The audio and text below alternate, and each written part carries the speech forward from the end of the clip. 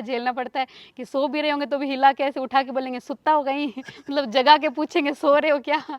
Intercaste marriage आपका व्यक्तिगत राय क्या? आपने बात की ग्रस्त, क्या मधु कथावाचिका के रूप में, डॉक्टर के रूप में ग्रस्त जीवन जिएगी या संत वेश धारण करेगी? मधु बिश्नोई जो बहुत मधुर है, लेकिन उनकी आंखों में मैंने एक बार मुकाम के मंच पे आंसू देखे। दोस्तों, शिक्षा जगत से लेके आध्यात्मिक तक की अपनी यात्रा कथावाचिका के रूप में बिश्नोई समाज के अंदर डॉक्टर की उपाधि धारण किए हुए डॉक्टर मधु बिश्नोई हमारे साथ हैं। उनके जीवन से जुड़े हुए कुछ जो पर्सन हैं उनसे आज हम रूबरू होंगे। तो हमारे साथ हैं मधु जी बिश्नोई। मधु जी, आपका बहुत बहुत स्वागत है। निवान प्रणाम सभी दर्शकों को और थैंक यू, आपने अपना समय निकाल कर वार्तालाप करने के लिए आए और आप इस लाइव के माध्यम से और इस वीडियो के माध्यम से मेरे जीवन की और हमारे बीच की बात को लोगों तक पहुंचाने के लिए आपका बहुत बहुत धन्यवाद। बहुत बहुत स्वागत है आपका। मधु जी, आपका जो बचपन है वो किस प्रकार बीता? उसकी कोई खास यादें जो आज भी आप उनको मतलब याद करते हैं? देखिए, मैं कहूँगी कि मेरे जीवन में मेरा बचपन बहुत ज़्यादा स्ट्रॉन्ग और इस तरीके से रहा है कि मेरे बचपन की हर यादें, मतलब जब से मैं समझना सीखी हूँ तब से हर यादें जैसे एक कोई पिक्चर या एक फिल्म होती है वैसे मेरे दिमाग में, मेरे मस्तिष्क में बची हुई है। वो सारी बातें मुझे याद है जो मैंने जी, और ये कहूँगी कि मैंने अपना बचपन, अपनी ज़िंदगी को बहुत अच्छे से, बहुत खुशी से जिया है, जिसकी मुझे आज जो मैं जीवन में जो कुछ भी हूँ वहाँ से सीख के, जिसकी वजह से मैं आज यहाँ पे पहुँची हूँ। बहुत सुंदर बात बताई। बचपन में आपका पसंदीदा विषय क्या था? पसंदीदा विषय कहूँगी तो अगर स्कूल में पढ़ने के हिसाब से तो हिंदी रहा है और सामाजिक, और उसके अलावा विषय मुझे दूसरे कार्यों के अंदर ज़्यादा रुचि रहती है, जैसे कोई भी आध्यात्मिक कार्यक्रम हो और कोई भी सांस्कृतिक स्कूल के अंदर कार्यक्रम हो, तो मैं स्कूल में कोई भी नृत्य होता था, गाने की कला हो, इन सब चीज़ों में मैं ज़्यादा भाग लेती थी और ज़्यादा एक्टिव रहती थी। अच्छा, बहुत सुंदर बात बताई। आपके परिवार ने आपके जीवन और विचारों को किस प्रकार प्रभावित किया? मेरे परिवार में मैं कहूँगी कि इसका बहुत बड़ा रोल है मेरे पिताजी का, और कहते हैं कि एक पिता सूर्य के समान होता है कि जब आपको आगे बढ़ाने के लिए सूर्य की गर्मी, आपको गर्मी तो लगती है पर बिना सूर्य के आपका जीवन भी अंधकार में हो जाता है। तो मेरे पिता बहुत थोड़े गर्म स्वभाव के हैं और मेरी माँ बहुत नरम स्वभाव की हैं। तो यूँ कहूँगी कि पिता के गर्म स्वभाव के कारण ही हम सब भाई बहनों में बहुत डर था उनका, और उसी डर की वजह से कि भाई उनका घर में नियम था सुबह जल्दी उठना, फिर पूजा पाठ भी करना, शाम को संध्या को पता था कि पापा ड्यूटी से आएंगे तो हम सब लोग आरती करते हुए मिलने चाहिए, और लाइन से पूरी 5 आरती धुन ये सब नहीं गाया तो फिर भी डांट और मार पड़ेगी। तो फिर उसी के हिसाब से हमने बचपन से ही, जब हम बहुत छोटे थे, जब से हमने समझना सीखा, तब से मेरे पूरे घर के अंदर ये नियम था कि हमें रोज़ प्रतिदिन चाहे कुछ भी हो जाए आरती हवन ये सब करना ही है। तो उसी के चलते हुए ये आध्यात्मिकता की और जो रुचि है वो सब परिवार से ही सीखी है। मतलब परिवार से शुरुआत में आपको ये संस्कार मिले। बहुत हाँ सुंदर बात जी। बताई। क्या आपको याद है कोई ऐसा दोस्त या टीचर जिन्होंने आपको आपके रास्ते पर चलने के लिए प्रेरित किया? हाँ जी, मैं कहूँगी कि मेरी 4 तक की स्टडी गांव में हुई थी, गवर्नमेंट स्कूल में, जहाँ पहले पापा की जॉब थी। फिर आगे पढ़ाई के लिए हम लोग भीनमाल में आए, और फिर मेरा भीनमाल में आने के बाद में 5वीं क्लास में दाखिला चाणक्य विद्यापीठ में हुआ। और कहते हैं कि बहुत अच्छी छाप छोड़ती है स्कूल, और स्कूल की शिक्षा और गुरुजनों की दी हुई शिक्षा। तो मेरे जीवन में मैं जो कुछ भी हूँ मैं उस स्कूल के बदौलत ही हूँ, और उस स्कूल के गुरुजनों के बदौलत ही हूँ। कि मेरे स्कूल के जो भी बातें, बोध कथाएँ होती थी, और वो स्कूल मतलब एक ऐसा स्कूल है कि दिखने में भले ही बहुत छोटा-सा था उस टाइम में, अभी भगवान की कृपा से बहुत सक्सेसफुल हो रहा है। बट ये था कि छोटे से परिवेश के अंदर शिक्षा के साथ में वहाँ संस्कार बहुत मजबूत थे, और मेरे स्कूल के गुरुजन प्रतिदिन प्रार्थना के अंदर बोध कथाएँ सुनाते थे, और वो बोध कथाओं की जो सारांश शिक्षा मिलती थी, वो शिक्षा और वो कथाएँ मैं अपने जीवन में महसूस करती थी और उनको अनुभव करते कि किसी की मदद करनी चाहिए। फिर पूरा दिन मुझे कोई भी ऐसा व्यक्ति मिलता कि हाँ, आज स्कूल में गुरुजी ने सिखाया था किसी की मदद करनी चाहिए, तो कहीं मुझे कोई व्यक्ति दिखा तो मैं बहुत दूर घर से भी उनके पीछे चली जाती थी कि कैसे इनकी मदद करें। तो ये सब चीज़ें उनसे मुझे सीखने को मिली। दूसरा ये कि स्कूल में कोई भी सांस्कृतिक कार्यक्रम होता था, तो पूरे स्कूल के अंदर एक बच्चा होता है ना जो बहुत आगे बढ़ने वाला या बहुत एक्टिव और उस मतलब वो हर तरीके से समय एक लोगों बढ़ावा में देना, छाया हाँ, रहता है। तो पूरी स्कूल के इर्द-गिर्द मतलब हर कार्यक्रम में सबसे ज़्यादा मेरे प्रोग्राम नाचने के, गाने के और बोलने के वो होते थे। फिर 9th-10th में मैं स्कूल की उपाध्यक्ष थी, तो फिर कोई भी बच्चों का हो वो भी एक मेन सारे 500-1000 बच्चे हैं, उनमें भी एक मेन बच्चा हो गया कि क्या करना है।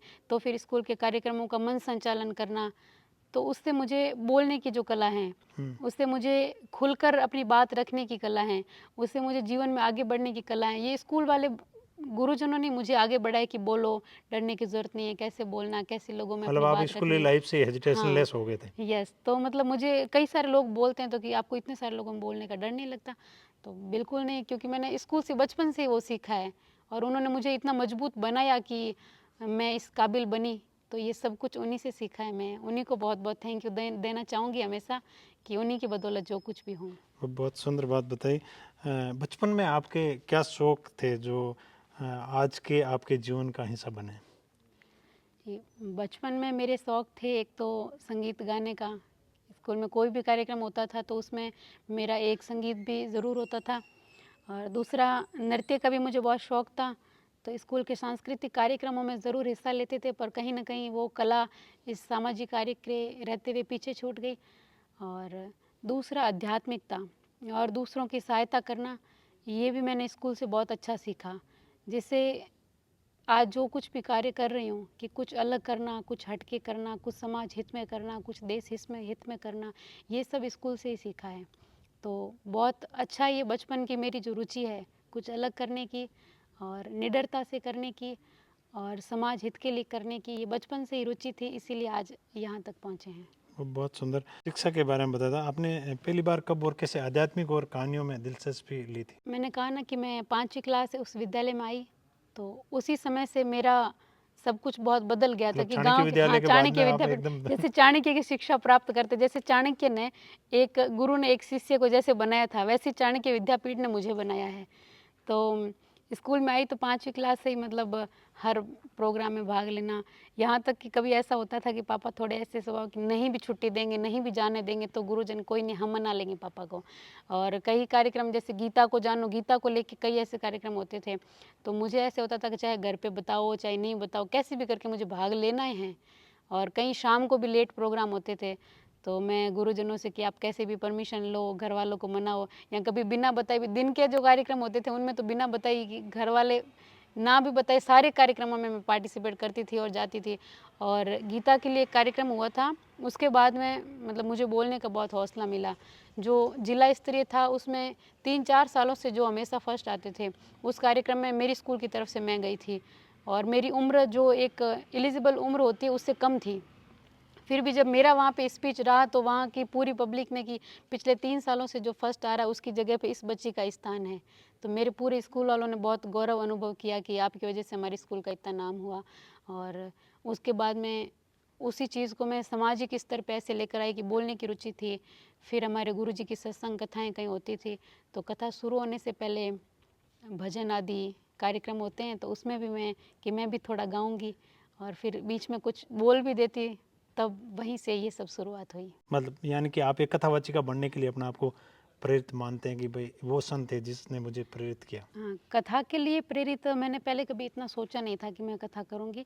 बी ऑनेस्ट कि कथा करने वाली थी, उससे 2 महीने तक पहले तक ये बिल्कुल भी डिसाइडेड नहीं था कि कभी ज़िंदगी में ये भी कर पाऊँगी या करूँगी। हाँ, बचपन से अध्यात्म में रुचि थी और 12th के बाद में मैं कोचिंग में आई, तब भी मैं कोचिंग से ज़्यादा ये अध्यात्म की पुस्तकें पढ़ती थी। पर ये नहीं था कि कभी ऐसे सत्संग, क्योंकि अपने समाज में अलाउ भी नहीं है और कोई करता भी नहीं, तो ये पद्धति अपने समाज में थी नहीं। फिर मेरे गुरुजी भागीरदास जी शास्त्री जी जयसला से हैं, तो उन्होंने कहा कि जहाँ भी कार्यक्रम होते हैं तो स्पीच भी आप अच्छा देती हो, भजन भी गाती हो, दोनों को मिला के आप सत्संग भी कर सकते हैं और कि पूरा परिवार भी आध्यात्मिक है, गुरुजी के सानिध्य में ही सारा घर का काम होता है। तो गुरुजी भागीरदास जी के सानिध्य में ही सब कुछ सीखा कि इस और मुझे कथा करनी है, तो उन्होंने कहा कि दोनों मिला के आप कथा भी कर सकते हो। और उनके गुरुकुल से ये शुरू किया ताकि कोई भी मुझे उनके मार्गदर्शन की आवश्यकता हो तो भी वो कर सके। तो उन्हीं के सानिध्य में और उन्हीं की कृपा से सत्संग के मार्ग पर चलना हुआ। एक चीज़ मैं आपसे पूछना चाहूँगा, जब आपने सेक्शन कैरियर छोड़ा था तो आपके सामने सबसे बड़ी चुनौती क्या थी? जी, मैंने ये कैरियर छोड़ा नहीं है अभी तक भी और पहले भी नहीं छोड़ा, क्योंकि जब मैंने कथा शुरू की तब मैंने कॉलेज में एडमिशन लिया ही था, मेरे फर्स्ट ईयर के एग्ज़ाम भी होने थे। तो मैंने डॉक्टरी के साथ साथ में, जब मेरे बीएमएस आयुर्वेदाचार्य की पढ़ाई चल रही थी, तो उसके साथ साथ में ही मैंने सत्संग शुरू कर ली थी। तो 2016 में मैंने सत्संग करना शुरू किया। तो ये मैंने अध्ययन के साथ साथ में, जब सर्दियों की गर्मियों की छुट्टियां होती थी तब सत्संग में जाया करते थे। जी, और मुकाम में अब आपने जो है एक संस्कृति सेवा धाम के नाम से आश्रम बनाए, तो ये आश्रम की प्रेरणा आपको कैसे है कि आश्रम मुकाम में बनना चाहिए और संस्कृति सेवा धाम ही नाम क्यों रखा? संस्कृति मतलब मुझे अपना जो कल्चर है, अपनी जो संस्कृति है वो बहुत अच्छी लगती है। राजस्थान की संस्कृति और हमारा रहन सहन खान पीन वो भी, और हमारे बिश्नोई समाज की संस्कृति, तो उसको लेके मेरा बचपन से ये सपना था कि कुछ अलग करें। तो जब समाज के हित के लिए काम में जुड़ गए तो उससे रिलेटेड कि ऐसी कोई जगह हो जहाँ पर समाज के सारे लोग आते हो। जैसे मैं सांचौर एरिया से बिलोंग करती हूँ, तो वहाँ पे जहाँ भी मेरे सत्संग कथा होती है हरियाणा पंजाब, तो इतने दूर लोग आ नहीं सकते हैं। और सांचौर के लोग अगर दूसरी कोई जगह चुने तो वहाँ पे इतना दूर नहीं आ सकते। और मुक्तिधाम मुकाम एक ऐसी जगह है जो पूरे बिश्नोई समाज का एक आध्यात्मिक हब कह सकते हैं, और गुरु भगवान जाम्बू जी का स्थान है। तो जहाँ पर कोई भी बिश्नोई हो जीवन में एक ना एक बार तो यहाँ पर ज़रूर आएगा। तो इसीलिए मैंने इस जगह को चुना ताकि पूरे समाज से जुड़ा हुआ रहा जा सके और पूरे समाज को इस संस्कृति सेवा धाम से जोड़ा जा सके, इसके लिए मैंने इस जगह को चुना। कथा के दौरान आप एक नारी हैं और हम कथा श्रोता के रूप में अगर हम देखें तो नारी का परसेंटेज हर जगह ज़्यादा मिलता है। ऐसा कोई वाक्य जो मतलब आपके दिल के अंदर घाव कर गया, किसी महिला से आपका कभी वार्तालाप या उन्होंने आपको अपनी आप बीती बताई हो, ऐसा कोई वाक्य कभी? जी, ऐसा मुझे मतलब कई जगहों पर देखने को मिलता है कि अगर आप नारी के किसी दुख दर्द की बात करें कि वो किसी चीज़ से परेशान हो या उनकी समस्या आकर मुझसे शेयर करना चाहे कि भाई हम इस समस्या से जूझ रहे हैं, तो ऐसा मुझे कई जगहों पे देखने को मिला। कोई किसी पारिवारिक चीज़ों से परेशान है, कोई अगर पढ़े लिखे हैं, कुछ जॉब वगैरह कर रहे हैं, तो उसके होते हुए भी जो एक परिवेश जो एक स्वतंत्रता नहीं मिल पाती है, या फिर जो लोगों की सोच होती है, जो उन पर एक लोगों के ताने कसे जाते हैं, या जो लोगों की बातें होती है उससे रिलेटेड, या कई सारी नारियां तो मैंने ये देखी है कि पढ़ी लिखी और सक्षम होने के बाद भी अगर ऐसी जगह उनका रिश्ता या विवाह हो जाए, कोई नशे से हो, तो वो अपनी परेशानी बताते हैं कि सब कुछ होते हुए भी सारी ज़िंदगी मतलब ऐसे काटनी पड़ रही है। तो ऐसी बहुत सारी परेशानी बताते हैं जिसको देखकर मुझे बहुत दुख होता है। और पूरे समाज में लड़कियों के लिए, औरतों के लिए ऐसे कोई जगह नहीं कि जहाँ पर जाके वो अगर कुछ दिन परेशान हो तो वहाँ पे रह सके, क्योंकि अगर घर से बाहर निकलेंगे तो वो यही कहेंगे कि भाई घर छोड़ के भाग गए, सीधी सी बात है। तो अगर कुछ दिन वो शांति से कहीं जाकर रहना चाहे तो संस्कृति सेवा धाम विशेष रूप से महिलाओं के लिए है कि अगर वो कुछ दिन अपने घर वालों को बताकर, घर वालों की परमिशन लेके शांति से आकर यहाँ पर गुरु महाराज जाम्बू जी के मुक्तिधाम मुकाम में आराम से रह सकते हैं। एक चीज़ आपने बताई, विडो जो महिलाएं, विधवा महिलाएं हैं, उनके जीवन के अंदर बहुत बड़े संकट भी होते हैं, मतलब पति का साया उड़ने के बाद। ऐसा कोई वाक्य आपके सामने आया कि विडो महिलाएं हैं जो मतलब अपने जीवन को अच्छी तरह जीना चाहती लेकिन उनके सामने बहुत बड़े संकट खड़े?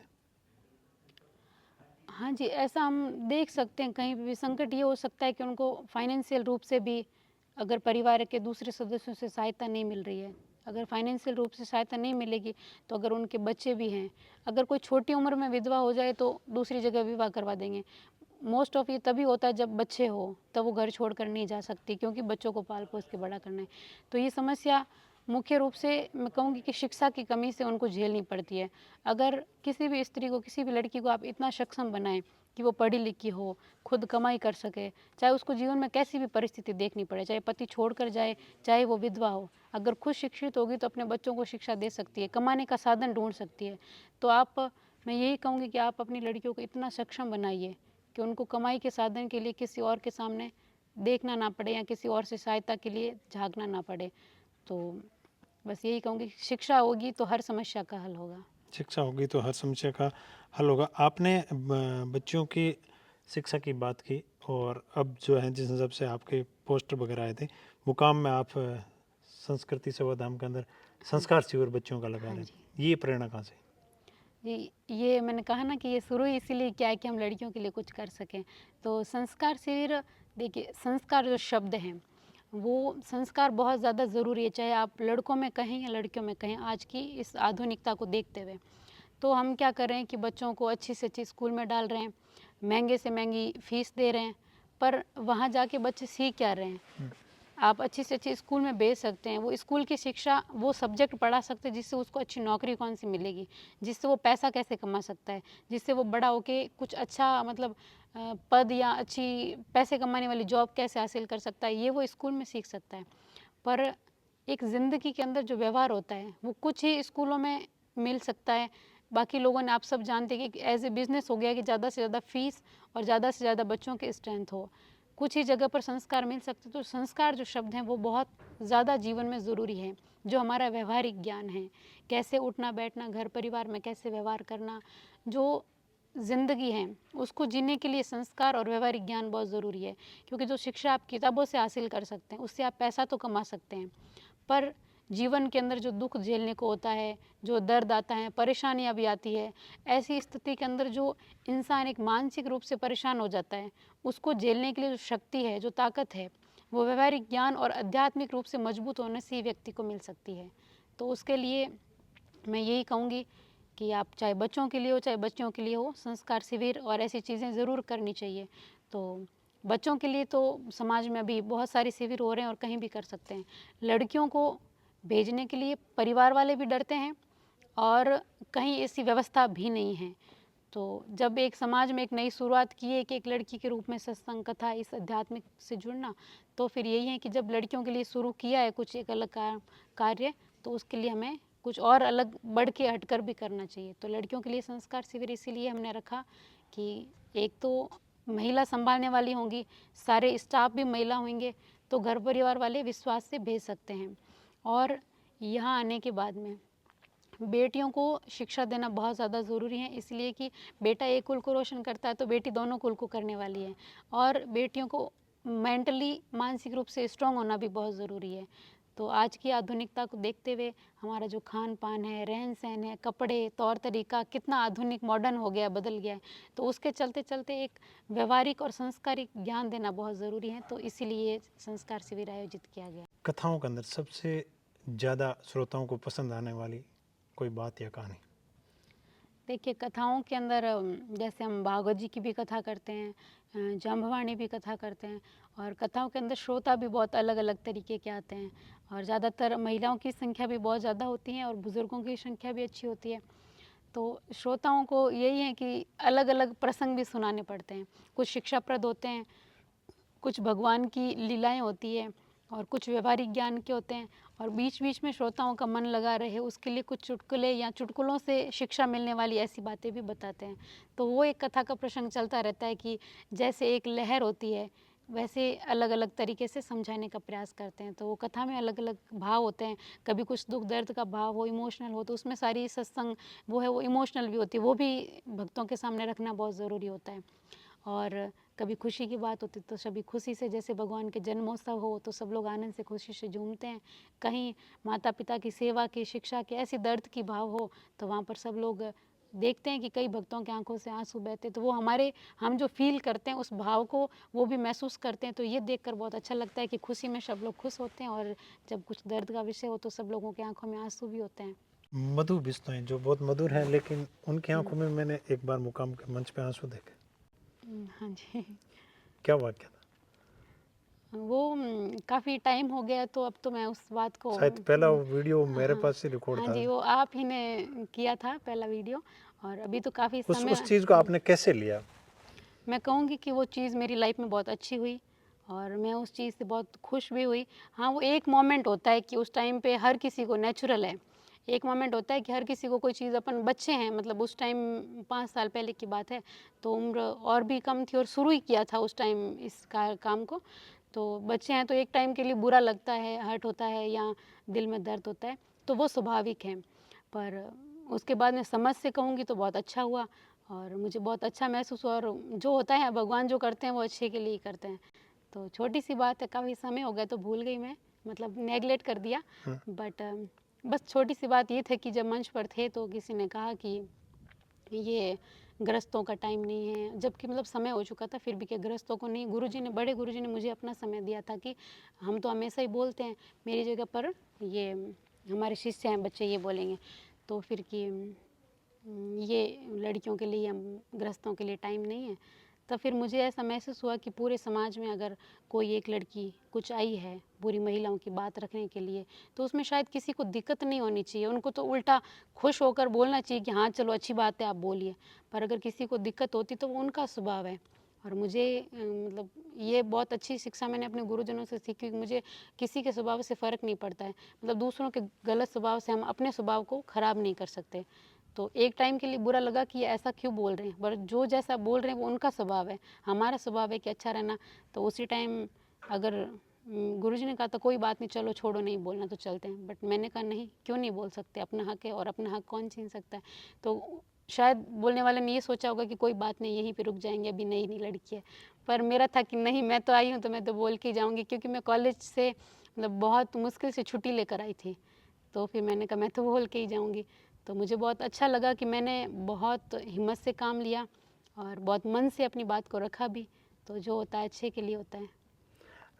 एक आपने बात कही ग्रस्त, क्या मधु कथावाचिका के रूप में, डॉक्टर के रूप में ग्रस्त जीवन जिएगी या संत वेश धारण करेगी? जी, इसके बारे में मैंने अभी तक कोई विचार किया नहीं है, और अभी तक मैं अपने परिवार के साथ ही रहती हूँ। मेरे इस पूरे कार्य में भी मेरा परिवार का बहुत ज़्यादा सपोर्ट है। पहले भी जब कथा शुरू की तब भी मेरे माता-पिता शुरू-शुरू में मेरे साथ में साल 2 साल हमेशा मेरे साथ में ही जाया करते थे, क्योंकि एक लड़की को बाहर भेजना बहुत मुश्किल होता है, तो मम्मी-पापा हमेशा साथ में रहते थे। और उसके बाद में भी जो ये भी संस्कृति सेवाधाम का भी जो भी कार्य हुआ है, इसके अंदर भी मेरे पिता का बहुत बड़ा रोल है, क्योंकि मैं सिर्फ सपना देख रही थी कि मुझे करना है, पर मैंने कभी बोला नहीं, क्योंकि ऐसे लगता है ना कि ये हो थोड़ी ना सकता, या फिर पता नहीं कब जाके कभी होगा। पर जिस दिन मैंने मेरे पापा को बोला ना कि मुझे ये करना है, तो उन्होंने 1-2 महीने में, वो थोड़ा काम करने में बहुत जल्दी फास्ट करते हैं, तो उन्होंने 1-2 महीने में जैसे तैसे करके इधर-उधर ज़मीन देख के लेके और सारा काम शुरू कर दिया। और ये जो कुछ भी है उसमें भी उनका बहुत बड़ा रोल और बहुत बड़ा सहयोग है। जिस हिसाब से संस्कृति सेवाधाम का आपने बताया, एक जामबाणी संगीत की अगर हम बात करें तो चाहे साखी हो, चाहे भजन हो, चाहे आरतियाँ हो, जितने भी अगर हम बात करें गायक कलाकार हैं, वो इस जो है जामबाणी गायन शैली है उसको बहुत कम अपनाते हैं। उसका रीज़न क्या हो सकता है? उसका रीज़न सब हो सकता है कि भाई श्रोता हैं वो भी सब अलग-अलग तरीके के होते हैं। जो बुज़ुर्ग होते हैं वो साखी सुनना चाहते हैं, जो नई युवा पीढ़ी है वो नए-नए भजन सुनना चाहते हैं। तो श्रोता भी अलग-अलग तरीके के होते हैं, और फिर कलाकार को भी ये चाहिए ना कि भाई कौन क्या डिमांड रख रहा है। फिर डिमांड के अनुसार लोगों की चॉइस बदल जाती है, फिर गाने का तरीका भी बदल जाता है। तो इसके हिसाब से पर संस्कृति भी बदल रही है। पर मैं कहूँगी संस्कृति कि एक तरफ आप जिंदा रखना पर चाहते मैं हो, कहूँगी लेकिन कि नहीं, मैं सबकी बात कर रही हूँ। पर मेरी जागरण में मैं ये कहूँगी कि मैं कोशिश करती हूँ कि इतनी साखी मुझे सुनानी है तो इतनी साखी सुनानी है, और वो अपना विधि विधान है कि 5 आरती होगी, फिर धुन होगी, फिर साखी भी होगी, तो साखी भी सुनाते हैं। और जितनी मुझे साखी आती है मैं सुनाती हूँ, और बीच में भावार्थ भी करने का प्रयास करती हूँ कि जामो जी ने भी कहा कि केवल सुनने से या केवल पढ़ने से ज्ञान नहीं मिलता है, जब हम उस बात को समझेंगे। तो मैं जितनी भी साखी सुनाती हूँ मैं बीच में उन सारी बातों का भावार्थ भी सुनाने का प्रयास करती हूँ। आपका नाम मधु का सारांश? देखिए, मधु का मतलब इंग्लिश में कहूँगी तो हनी, और हिंदी में मीठा, मधुर। तो मेरा नाम मेरी दादी जी ने रखा था, और मेरे गांव में शायद मेरे नाम की, या मतलब इस नाम की कोई लड़की थी जो एकमात्र पढ़ने वाली थी, पढ़ती थी उस टाइम। तो दादी जी को ये था कि भाई इस नाम वाली लड़कियां पढ़ती तो इसका नाम भी ये रखते हैं, तो पढ़ लिख के कुछ ऐसे अच्छा नाम होगा। तो बहुत उन्होंने सोच समझ के रखा, अच्छा ही रखा होगा। या ये तो जो वाणी का मिठास था, उनको लगता था कि ये मधु जो है शहद की तरह मधुर वाणी जो है जनता हो के सकता बीच है में। उनके नाम रखने की वजह से फिर धीरे धीरे मिठास आ गई होगी, बाकी नाम दादी जी ने रखा हुआ था। एक आप कथा करते हैं और उसके साथ साथ में मतलब समाज में हर जगह घूमते हैं, जिस हिसाब से तरह तरह के अलग अलग विचारों के लोग मिलते हैं पिछले समाज के अंदर, चाहे आपके सांचौर से लेके और गंगानगर हरियाणा तक आप जाते हैं, किस प्रकार का डिफरेंसन देखते हैं, मतलब बदलाव, मतलब आपसी जो है एक समाज का जो रीति रिवाज है उनके अंदर कोई ऐसी चीज़ जो आपको सबसे ज़्यादा हर्ट करती हो कि ये चीज़ नहीं होनी चाहिए समाज में? देखिए अपना समाज का रीति रिवाज एरिया के हिसाब से काफ़ी अलग हैं और रहन सहन और लोगों की समझ भी काफ़ी अलग है। मैं कहूँगी कि जोधपुर तक सांचौर का एरिया है, उसका थोड़ा रहन सहन बोली चाली अलग है। फिर ये जोधपुर बीकानेर बेल्ट इनका भी थोड़ा अलग है। और फिर हम गंगानगर और हरियाणा पंजाब की बात करेंगे तो उनका बिल्कुल अलग है।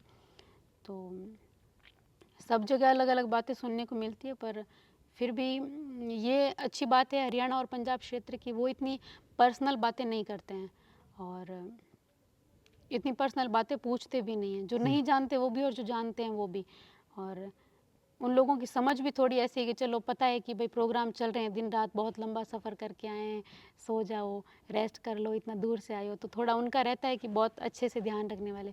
अपना थोड़ा अपने साइड थोड़ा ऐसे होता है कि सो भी रहे होंगे तो भी ऐसे, कई बार ऐसे होता है, झेलना पड़ता है कि सो भी रहे होंगे तो भी हिला के ऐसे उठा के बोलेंगे सुत्ता हो गई मतलब जगा के पूछेंगे सो रहे हो क्या तो ऐसा होता है। और फिर ये भी कि हाँ कुछ चीज़ें ऐसे पूछते हैं, भाई ये क्या वो क्या ऐसे हुआ है, तो मतलब ये सारी चीज़ें होती है। पर समझदारी कहूँगी कि थोड़ा उस एरिया में शिक्षित ज़्यादा हैं और अपने से आगे शिक्षित है हरियाणा क्षेत्र में, तो शिक्षा के हिसाब से महिलाओं की सोच और थोड़ी अच्छी है उस साइड।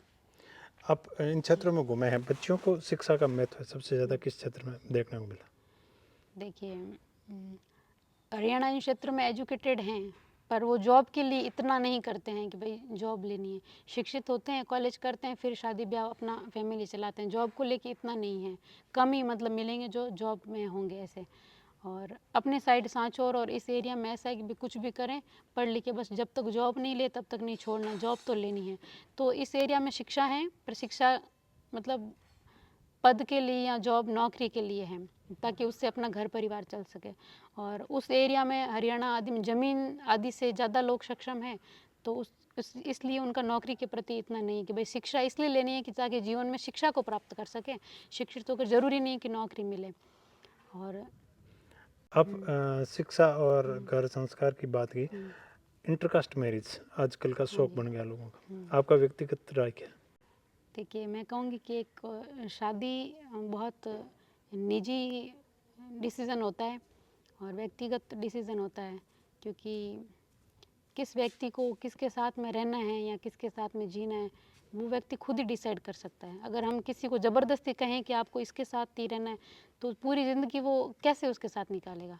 या किसी को कोई किसी के साथ रहना चाहता है, फिर भी अगर हम किसी सामाजिक बंधन या कोई भी रोक टोक, मतलब मैं उसमें कोई भी अपना राय नहीं देना चाहूँगी, क्योंकि शादी एक व्यक्तिगत मामला है और जो व्यक्ति जिस प्रकार से उसको ठीक लगता हो, क्योंकि उसको उसके साथ सारी उम्र निकालनी है, तो किस व्यक्ति के साथ और कैसे उम्र निकालनी वो व्यक्ति खुद ही डिसाइड करे तो शायद ज़्यादा अच्छा होगा ऐसे। लोग समाज के टूटने का ज़्यादा बहाना देते हैं इस मैटर को लेकर, क्या समाज वो देखिए एक दो व्यक्तियों का निजी फैसला पूरे समाज को इफेक्ट करता? इफ़ेक्ट करने को अगर सोच बदलें तो शायद नहीं करेगा, और अगर सब लोग मिलके कोई सॉल्यूशन निकाले तो भी शायद नहीं करेगा। और लोग एक मुद्दा बनाने के लिए देखते हैं कि कहवे नहीं कि नई बात 9 दिन खींची तानी 13 दिन, तो लोगों को एक मुद्दा मिल जाता है कि उसने ऐसे किया, उसे शादी की, वैसे की, खींचते हैं, फिर उससे समाज टूट जाएगा। अगर इस चीज़ को शुरू से फर्स्ट डे से बढ़ावा दिया गया होता सकारात्मकता की ओर, तो शायद आज समाज बहुत बड़ा होता, बहुत अच्छा होता और दृढ़ होता, टूटता नहीं। शायद मैं इस बारे में अगर कुछ बोलूँगी या चर्चा करूँगी तो फिर लोगों के बहुत बातें या नेगेटिव कमेंट्स आ सकते हैं, बट पहली बार आपने पूछा है तो मैं अपने विचार रख रही हूँ कि गुरु भगवान जाम्बू जी ने जब ये बिश्नोई समाज बना तब बिश्नोई क्या होते हैं, कोई था नहीं ना बिश्नोई, सब जाट थे, कोई सुथार थे, कोई कुछ था, कोई कुछ था, अलग अलग जाति के लोग हैं। गुरु भगवान जाम्बू जी ने उनको 29 नियम दिए, जो नियमों का पालन करता है वो बिश्नोई हुआ। हमने उन नियमों को सिर्फ अपने तक सीमित रख लिया। यहाँ तक कि आज ही की यह बात है कि मैं किसी शॉप पे अपने आश्रम के लिए बहुत सारे सामान लेने गई, तो किसी ने बोला कि मतलब गाड़ी वाले कि चलो वहाँ पे सारा सामान है, यहाँ पे आपको सप्लाई करना है। तो बोले समरादल के मंदिर में तो मैं जा नहीं सका, मैं क्यों नहीं जा, मतलब हम उधर क्यों जाएं, मतलब मंदिर में क्यों नहीं जा सकते। मैंने कहा भगवान की जगह है, आप किसी भी जाति से हो क्यों नहीं जा सकते, इसमें क्या दिक्कत है। तो ये कोई भी मंदिर हो किसी भी समाज का, वहाँ पे सब समाज के लोग जाते हैं। पर अपने समाज ने थोड़ा सा ऐसा दायरा बना दिया कि दूसरे समाज के लोग मंदिर में आने से भी सोचते हैं कि और तो क्या विष्णु है मंदिर आप नहीं जावा। तो जाम्बू जी का मंदिर है, कोई भी आ सकता है। जाम्बू जी ने सब जातियों से, सब धर्मों से मिला के ये पंथ बनाया था। अगर हमारे समाज के जो मुख्य जो लोग बन के बैठे हैं, वो अगर इस हम लोग जो चाहे लड़का या लड़की है, अगर वो शादी करना चाहे, उनको 29 नियम दे के, पहल दे के, साल 2 साल तक ऑब्जर्वेशन में ऐसे रखें कि भाई वो नियमों का पालन कर रहा है, वो मांस नहीं खा रहा है, वो कोई गलत काम नहीं कर रहा है, वो कोई नशा नहीं कर रहा है, वो नियमों का पालन कर रहा है। मैं बहुत सारे लोगों को ऐसा जानती हूँ, मेरे फ्रेंड सर्किल में ऐसे लोग हैं जो मेरे साथ रहते हुए, हम जो नियमों का पालन नहीं कर रहे, उनसे ज़्यादा वो जो आसपास के लोग हैं वो पालन कर रहे हैं, वो इतना अपने धर्म को, नियमों को निभा रहे हैं। तो फिर अगर वो इस नियमों को निभा रहे हैं तो आप उसको बिश्नोई बना दीजिए, उसको अपने समाज में सम्मिलित कर दीजिए। अगर कोई बेटा है कैसे भी किसी लड़की को लिए, आप उसको घर से बाहर निकाल देंगे तो फिर वो समाज से अलग हो गया, उसके जो बच्चे होंगे वो समाज से अलग हो गए। उसकी जगह अगर समाज को मजबूत बना के इतना सक्षम बनाते कि उसको पूरा बिश्नोई, क्योंकि जब बिश्नोई बने थे, जब जाम्बू जी ने बनाए, तभी तो पूरा का पूरा खानदान तो आके बना नहीं होगा, किसी का बेटा बना है, कोई भाई पीछे रहे, तो जो बने वो बिश्नोई बन गए। तो जो लड़की बिश्नोई बनने के लिए तैयार है उसको बनाओ, अपना समाज को और मजबूत करो।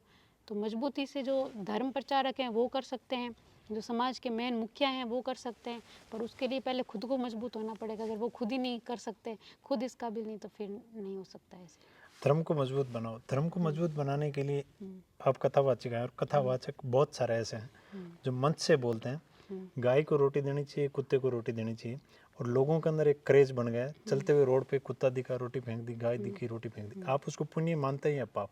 देखिए वो तो पाप है कि अगर हमें भी कोई मुंह पर रोटी फेंकेंगे तो हम थोड़ी खा सकते हैं। आप 2 मिनट गाड़ी रोक के भी दे सकते हैं। पर रोड किनारे हाँ। अगर हम बात करें तो हाँ, रोड वो किनारे किसी को फीडिंग, रोड किनारे आप रोक के मुंह में दे सकते हैं। अगर रोड के किनारे भी गायें घूम रही है, कोई कुत्ते घूम रहे हैं, हाँ रोटी देनी चाहिए। पर फिर वो उनका ये नियम बन जाता है कि एक रोटी अलग से बनती है, उसको घर से बाहर डालना ही है, क्योंकि वो हम खा नहीं सकते। तो वो उसको आते जाते की रोटियां फेंकी और चले गए। लेकिन अगर वो इसको महसूस करके, अनुभव करके कि सही मायने में गाय को रोटी देनी ताकि उसकी आत्मा तृप्त हो, फेंकी हुई तो वो भी मन से सेवन नहीं करेगी। तो अगर सही भाव से 2 मिनट रोक कर अगर देने का प्रयास करेंगे तो शायद उसका ज़्यादा फल मिलेगा। एक मेरा ये मानना है कि जिस हिसाब से रोड पे हम किसी जानवर को फीडिंग करते हैं, खाना देते हैं, तो उसकी आदत बन जाती है कि मुझे रोड पे खाना मिलेगा, और रोड एक्सीडेंट एक कारण बनता है। क्या कहना है उसके बारे में? हाँ, ये तो एक कारण हो सकता है कि रोड एक्सीडेंट अगर रोड पे देंगे तो, पर ये आमतौर पर गांव में शायद इतना देखने को नहीं मिलेगा। शहरों में लोग अपने घर से निकलते हैं और कोई जो खुले घूम रहे मिलते हैं उनको वो रोड पे डाल के चले जाते हैं। इसमें तो पशुओं का आवारापना भी ज़्यादा बढ़ता है। हाँ जी, तो ये एक कारण तो है। आप अपनी कथा के दौरान लोगों को किस हिसाब मोटिवेट करते हो पशुओं को इस प्रकार के खाने के लिए? देखिए मुझे तो कहीं भी कोई भी एनिमल्स मिलते हैं तो मुझे बहुत अच्छे लगते हैं, और मुझे एनिमल से कोई भी ऐसा, मैं मेरे अंदर ये भेद नहीं कि अरे ये हैं तो जाम्बू जी ने इसी को ही बोला। गुरु भगवान ने तो सभी जीवों के लिए बोला है। जीव दया पालनी बोला उन्होंने, पर्टिकुलर जानवर के लिए बोला ही नहीं। तो मेरे को तो सारे जीव कोई भी हो मतलब बहुत पसंद है, और मेरे को मिल जाते तो मैं सबको खिलाती हूँ, प्रयास करती हूँ। तो मैं लोगों को ये शिक्षा देती हूँ कि भाई हर जीव के प्रति, चाहे कोई छोटा जीव हो, कीड़े मकोड़े, वो भी उसी के अंदर भी उतना ही जीव है, उसी को वो इतना दर्द होता है। चाहे कोई बड़ा जीव है उसको भी उतना ही दर्द होता है। तो किसी भी जीव को हमारे द्वारा दर्द नहीं देना चाहिए, सभी को समान समझ के सभी की समान रूप से रक्षा करनी चाहिए। एक आखिरी क्वेश्चन है आपसे। पुराने ज़माने में कहा जाता था संयुक्त परिवार होते थे, और आजकल बिजनेस और नौकरी पैसा की वजह से संयुक्त परिवार विघटित होते हैं। किस प्रकार के परिवार आप घूमते हो, खुश मिलते हैं, और उन परिवारों के अंदर जो बहुत ज़्यादा हैप्पीनेस मिलता है? ऑब्वियसली संयुक्त परिवार में ज़्यादा खुशी मिलती है, क्योंकि उसमें काम को बांटने वाले भी होते हैं, जिम्मेदारी को बांटने वाले भी होते हैं, और कुछ अगर दुख दर्द परेशानी हो तो उसको भी बांटने वाले होते हैं। और सिंगल परिवार होते हैं तो उसमें इतनी ज़्यादा खुशी नहीं देखने को मिलती जितनी जॉइंट फैमिली में होती है। और हमारी खुद की काफ़ी सालों से, लंबे टाइम से जॉइंट फैमिली रही है, तो हमने भी उस चीज़ को महसूस किया है कि एक परिवार, बड़ा परिवार जब मिलजुल के रहता है तो उसमें भी बहुत अच्छा प्रेम और हर परेशानी को झेलने का भी एक बहुत अच्छा अनुभव मिलता है। तो जॉइंट फैमिली ज़्यादा खुश रहती है। एक क्वेश्चन और आ गया मुझे याद। आजकल एक क्रेज है लोगों के अंदर मोबाइल पे गेम खेलना, या मोबाइल पे इस प्रकार के एविएटर वगैरह, इस प्रकार मतलब तरह तरह के गेम आते हैं जिनके अंदर लाखों करोड़ों रुपए डूब जाते हैं, और फिर उसके बाद में वो अपना जीवन भी त्यागने का प्रयास करते हैं। ऐसे लोगों के बारे में आप क्या शिक्षा देना चाहोगे? इसमें तो दो क्वेश्चन आ गए थे, एक तो गेम से दूर रहना और एक जो अगर सुसाइड या ऐसे गलत करें तो गेम उसके की लिए वजह क्या से लुट करें। गए और बोला अब क्या हाँ करें। देखिए पहले ये बात तो मैंने कभी गेम खेला नहीं और ना ही कभी लेकिन इस हमने चीज़ों में कई लोगों से इंटरेस्ट लिया, देख पर सुना है और देखा है भाई गेम में पैसे लगाते हैं, तो वो एक उनकी हैबिट बन जाती है। पहले कम लगाते हैं, उसमें कुछ थोड़ा सा जीत जाते हैं, फिर ज़्यादा लगाते हैं, फिर ज़्यादा लगाते हैं, फिर ज़्यादा नुकसान हो जाता है, तो फिर कि अब करें क्या, देने के लिए कुछ है नहीं, घर वालों के लिए कुछ बोलने के लिए है नहीं, तो फिर वो कमज़ोर दिल वाले होते हैं, वो मरने का या ऐसा फिर बुरा करने का सोचते हैं। तो दोनों चीज़ें कहूँगी। उन लोगों को क्या शिक्षा देना चाहोगे? उन लोगों से ये कहूँगी कि कोई भी ऐसी जो गलत आदत है वो आपको एक टाइम के लिए कुछ थोड़ा सा सुख दे सकती है, थोड़ा सा पैसा या थोड़ा सा धन दे सकती है, पर लाइफ टाइम अगर आपको खुश रहना है तो आप मेहनत से कमाए हुए पैसे से ही रह सकते हैं। अगर आप मेहनत करेंगे, काम करेंगे, किसी काम को करके ही आप खुश रह सकते हैं। अगर आपकी कोई लॉटरी भी लग जाए, एक बार अगर भले आपको 1 करोड़ भी मिल गए, आप कितने दिन उसको चलाएंगे? कुछ दिन, कुछ महीने, कुछ साल, फिर वो ख़त्म हो जाएंगे, फिर आपको आदत हो जाएगी बिना काम किए खाने की, और फिर नहीं मिलेंगे तो जो लाइफ स्टाइल आपके पास जितने पैसे आए उसमें जी वो नहीं मिलेगी, तो फिर आप डिप्रेशन में चले जाएंगे। इसलिए जो मेहनत की कमाई है, चाहे कितना ही आए और धीरे धीरे आप उससे आगे बढ़ें, तो आप मानसिक रूप से और हर प्रकार से, हैप्पीनेस से, खुशी से भी आप बहुत स्ट्रांग होंगे। तो मेहनत की कमाई को ही करने का प्रयास करें। मैं लोगों को यही कहूँगी कि गेम्स और ऐसी चीज़ों से, सोशल मीडिया से भी दूर रहें, इनका पॉजिटिव यूज़ ही करना चाहिए। दूसरा जो सुसाइड करते हैं, ये भी बहुत बड़ी गलत बात है और आजकल बहुत सारी देखने को मिल रही है। स्टूडेंट कर रहे हैं, बड़े पद वाले कर रहे हैं, बहुत कोई बिजनेसमैन भी कर रहे हैं, हर लोग परेशान होकर। गलत कमेंट से अब परसों की घटना है, हाँ जी, महिला के हाथ से बच्ची छूट गई और लोगों ने उसके उस घटना के ऊपर इस प्रकार कमेंट किए कि उस महिला को जीवन त्यागना पड़ा 7 महीने की बच्ची को छोड़ के। वही बात हो गई ना कि मानसिक रूप से स्ट्रांग नहीं है, वो उस दुख को झेलने के लिए स्ट्रांग नहीं है कि कोई बात नहीं, लोगों ने कह दिया तो मुझे फ़र्क नहीं पड़ता। ऐसी जीवन में कई घटनाएं होती है, किसी के कोई वीडियो बना ले, किसी के कोई फ़ोटोज़ ले ले, फिर उसको ब्लैकमेल करते हैं, अरे लोगों के सामने आ जाएगा, उस चीज़ से डर के सुसाइड कर लेते हैं। किसी के घाटा हो गया, उस चीज़ से डर के सुसाइड कर लेते हैं। कुछ बातें बाहर आ जाए, उस चीज़ से डर के कर लेते हैं। तो वो व्यक्ति मानसिक रूप से स्ट्रांग नहीं होता। किसी ने कमेंट कर दिए, अगर वो पहले से परिवार वालों ने कभी उसको इतना मजबूत बनाया होता कि लोग कोई भी बातें करें, हमें फ़र्क नहीं पड़ता, हम तेरे साथ हैं, तो व्यक्ति ऐसा कदम नहीं उठाता। उसको ये शिक्षा, शुरू से ये शिक्षा मिली होती कि समय कभी स्थिर नहीं रहता, चाहे बुरा हो चाहे अच्छा हो, चाहे लोग अच्छी बातें करें चाहे गलत बातें करें, लोग 4 दिन बात करेंगे, चाहे आप कितना भी अच्छा करेंगे तो भी करेंगे, और कुछ गलती हो जाए, देखिए गलती हर इंसान से होती है, गलती होना कोई बड़ी बात नहीं है, जो व्यक्ति कुछ करेगा वही गलती करेगा। तो अगर आप मानसिक रूप से शुरू से इतना स्ट्रांग रहेंगे कि लोगों की बातों से आपको फ़र्क नहीं पड़ता है, और ये शिक्षा शुरू से पारिवारिक माहौल से, गुरुजनों से आपको मिल सकती है कि आप हर परिस्थिति को झेल सकें, कि सुख हो या दुख कभी भी स्थिर नहीं है, समय तो बदलना ही है। जब ये बात हम ठान लेंगे अपने जीवन में कि मैं भी जो भी काम करती हूँ, कई बार ऐसा होता है, देखिए किसी चीज़ की टेंशन परेशानी ऐसा कोई भी नहीं है, कितना भी सक्सेसफुल हो उसकी लाइफ में टेंशन ना हो, ये तो पॉसिबल ही नहीं है। तो हर इंसान की लाइफ में अप्स एंड डाउन्स आते हैं, अच्छी और बुरी बातें होती है।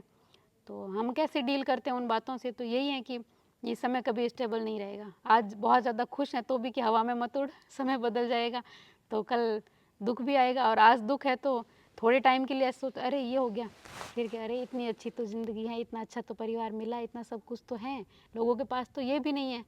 तो लोग तो जो तुम्हारे पास हैं उसको पाने के लिए भी लोग तरस रहे हैं, तो जो है उसमें खुश रहो। ये जो परेशानी, जो टाइम है, ये तो थोड़े टाइम के लिए, ये बदल जाएगी। तो सुख दुख ये तो आता रहता है, पर हर परिस्थिति में स्टेबल रहना, मानसिक रूप से अपने संतुलन को बनाए रखना, ये बहुत ज़रूरी है। बहुत सुंदर। और आपने डॉक्टर लगाते हो, आप हाँ डॉक्टरी जी, किस सेक्टर में की?